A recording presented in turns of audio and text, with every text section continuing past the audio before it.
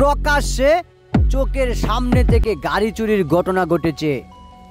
আসলে আপনার যদি শখের বাইক থেকে থাকে তাহলে অবশ্যই আপনার বাইকটি কতটা নিরাপদে রেখে গেলেন সেই বিষয়টা অবশ্যই মাথায় রাখবেন, অন্যথায় আপনার বাইকটিও এমন হয়ে যেতে পারে।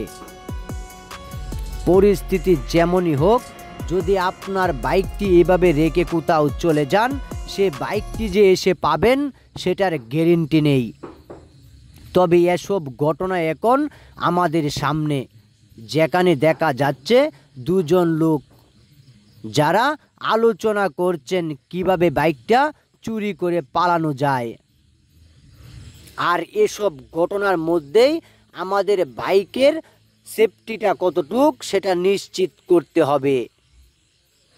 আপনার শখের বাইক অনেক দামি বাইক, আর সেই বাইক যখন আপনি কোথাও রেখে গেলেন আর সেই বাইকটা হঠাৎ করে কে বা কারা চুরি করে নিয়ে গেল, আর এসব ঘটনার মধ্যে এখন আমরা বসবাস করি।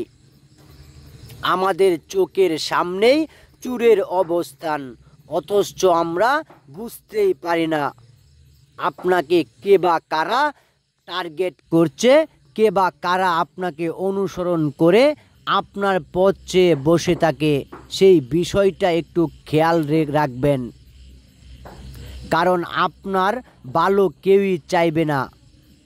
আর এসব ভালো থেকেই খারাপের কোনো লক্ষণ বোঝার উপায় নেই।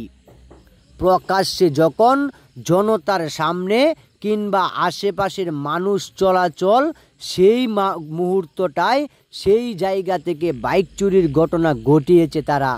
আসলে এরা এতটাই পারদর্শী যে সামান্য সময়ের ব্যবধানে এরা মূলত অনেক কাজ সহজ করে নিতে পারে।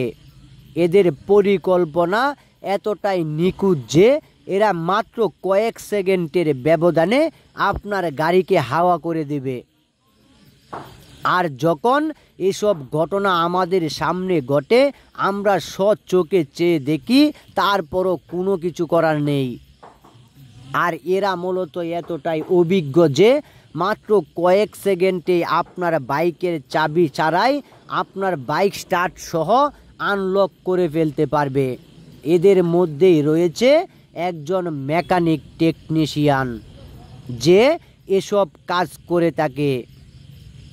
আর এই লোক মূলত তাদেরই টিমের একটা অংশ, কারণ একটা গাড়ি চুরির জন্য কয়েকটা অভিজ্ঞ লোকের প্রয়োজন পড়ে, আর সেই অভিজ্ঞতার ভিত্তিতেই তারা গাড়ি চুরি করে পালায়। তাই আপনার বাইকটি কতটা নিরাপদে রয়েছে সেই বিষয়টা অবশ্যই নজরদারিতে রাখবেন, অন্যথায় আপনার বাইক চুরি হতে পারে। এসব ঘটনার প্রেক্ষিতেই আপনাকে সতর্কতা অবলম্বন করতে হবে।